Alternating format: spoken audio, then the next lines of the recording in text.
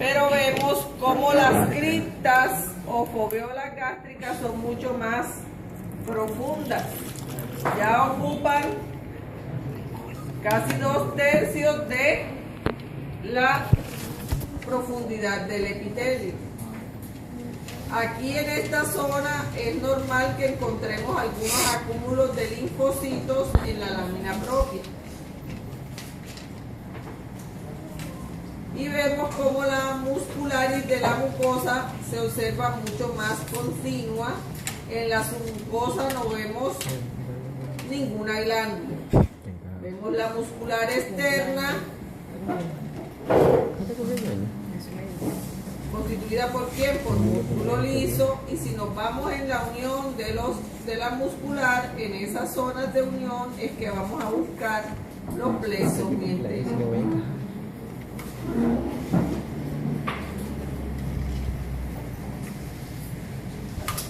Glándulas tubulares ramificadas. ¿Se acuerdan cuando veíamos que las glándulas endocrinas podían ser simples o complejas? Que podían tener forma de tubito, forma de saco, forma de acino.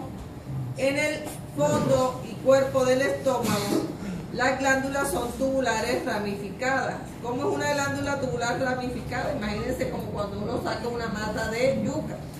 Tubitos, pero con varias ramas. Entonces, si yo tuviera un sembrado de yuca y yo cortara la tierra, ¿qué pasó? Me iban a quedar unas más adelante, otras más atrás. O sea, eso se ve como en desorden, ¿verdad? ¿Por qué? Porque son tubulares ramificadas. Entonces yo veo el conducto de una, la parte de abajo de otra, etc. Y por eso toda la lámina propia se ve bien tupida, que casi uno no puede ver el tejido conectivo, sino que se ve pura célula, y acá está la lámina propia. Se ve tupida. ¿Por qué? Porque aquí es donde vamos a encontrar muchas clases de células. ¿Cuáles son las células que se ven ahí? Las mucosas de la superficie, las mucosas del cuello, las células madre, las células del sistema neuroendocrino difuso, las células parietales y las células principales. ¿Verdad? Hay un pocotón de células.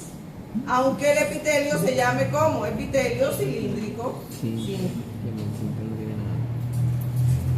Dentro de las que podemos distinguir con hematoxilina y eosina están células parietales y células principales.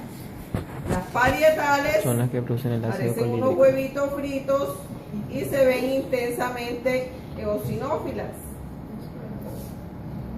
como esta que está aquí en el centro. Nunca se me va bien.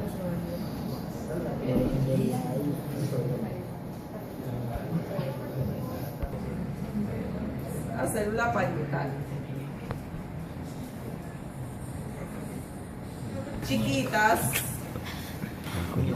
y son basófilas, son las células principales.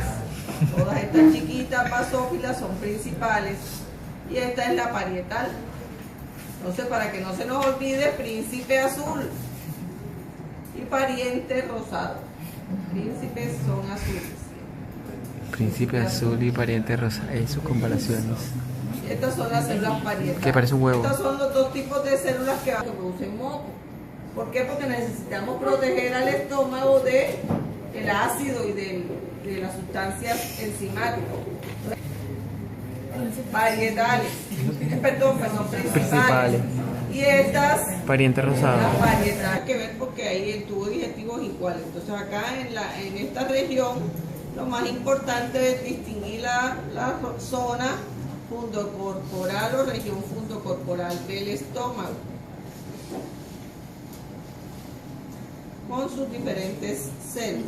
Aparecen glándulas en la submucosa, que son las glándulas de Brunner. Y el epitelio, que era cilíndrico simple, sin ninguna otra especificación del estómago, se va a transformar en un epitelio cilíndrico simple con células caliciformes y borde estriado. No se me olvide mi vida.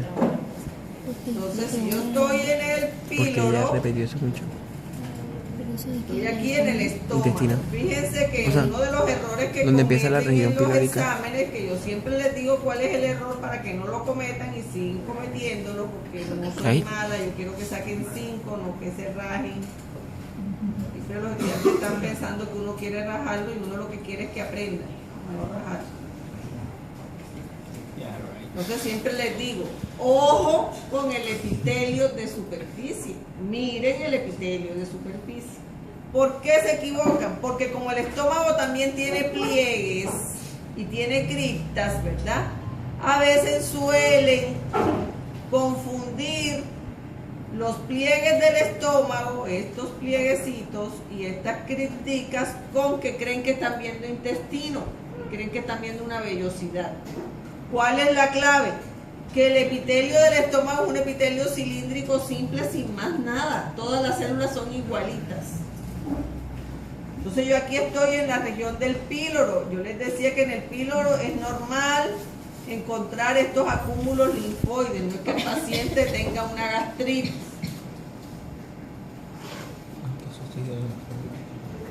Por eso uno tiene que saber histología para poder. Me mandan una biopsia gástrica de un paciente y me está mandando el endoscopista me dice que la y en el fondo no.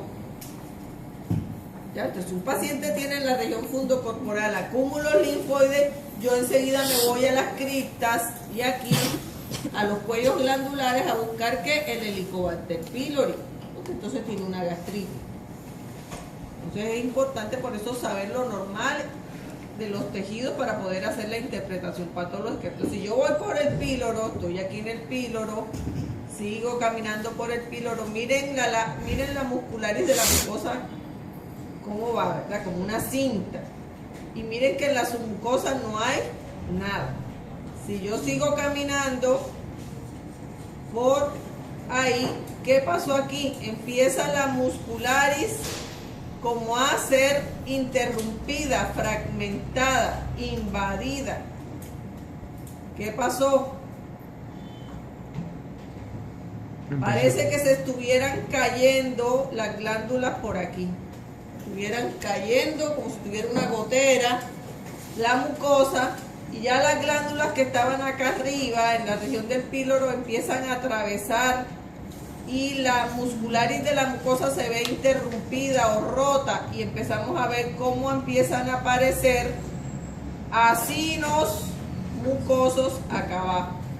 Fíjense la lámina propia de la mucosa y la muscularis cómo se ve, ¿verdad? Entrecortada. Eso lo hace aquí en un cáncer hace eso. Se sale el tejido normal de su sitio, atraviesa e invade. Pero como yo sé histología, yo sé que este paciente no tiene un adenocarcinoma, cáncer de las glándulas. Yo sé que estoy en la región de la unión píloro-duodenal. Y ahí eso es normal. Entonces fíjense cómo unas células pueden venir determinadas genéticamente para hacer ciertas cosas, ¿verdad? Pero que en otro contexto se vuelve maligno, y aquí, como el trofoblasto en la placenta, él está diseñado para invadir, pero él sabe hasta dónde.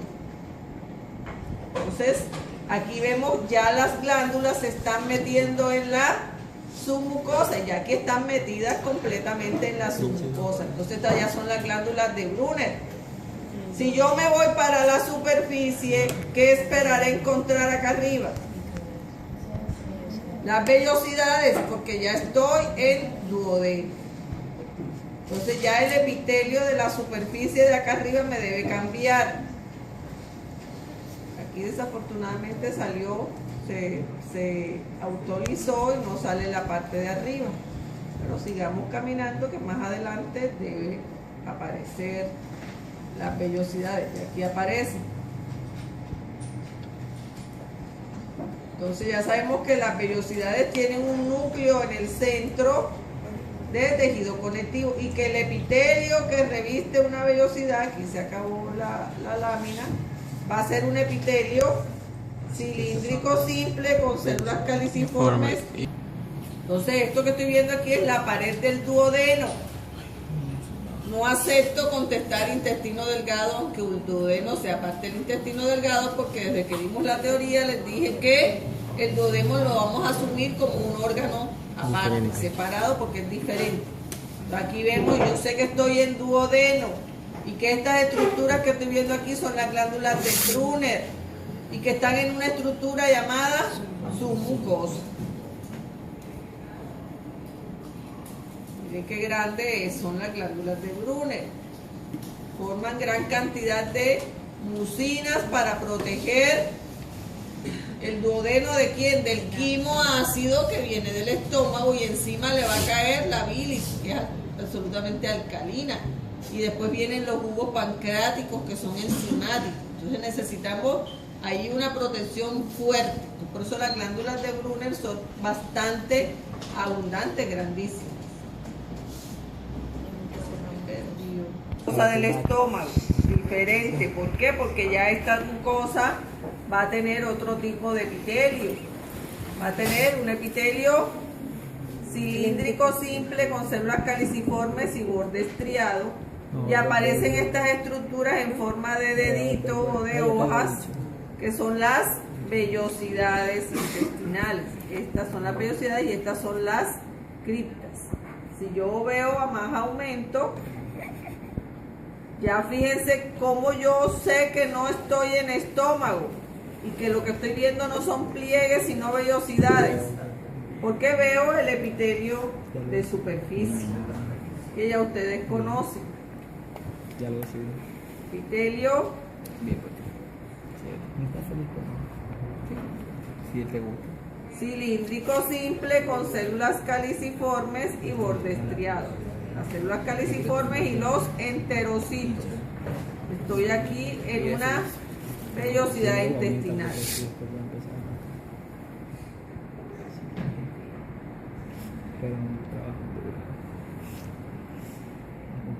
Lo que llega al fondo se llama como criptas intestinales. Entonces, encima de que hay vellosidades, también hay criptas. Todo eso aumenta la superficie. Estoy en el duodeno. Sé que estoy en el duodeno porque vi las glándulas de Brunner abajo. Brunner. Porque la mucosa del duodeno es igual a la mucosa del resto del intestino delgado, incluso del intestino grueso, excepto por las células de Paneth. Excepto por las células de Paneth. Entonces, estas estructuras son las criptas de Lieberkühn. Y estas estructuras en forma de hoja son las vellosidades. Aquí en el centro de la vellosidad hay tejido conectivo, está el músculo de Bruch, aquí estará el musculito